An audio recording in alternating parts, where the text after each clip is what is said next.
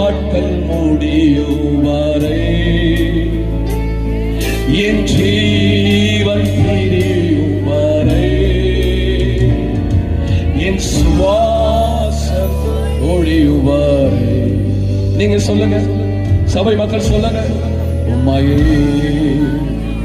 ஆராதிப்பே, உம்மையே ஆராதிப்பே. 45 ஆண்டுகள் ஓடி முடிக்க செய்த கர்த்தர், இத்தனை ஆண்டுகள் ஒரு தாய் தன் பிள்ளையை தேற்றுவதை போல, ஒரு தகப்பன் பிள்ளை சுமப்பதை போல 45 ஆண்டுகள் அவர் உண்மையுள்ளவராயிருந்தார். 45 ஆண்டுகள் அவர் கரங்களை விடவே இல்லை.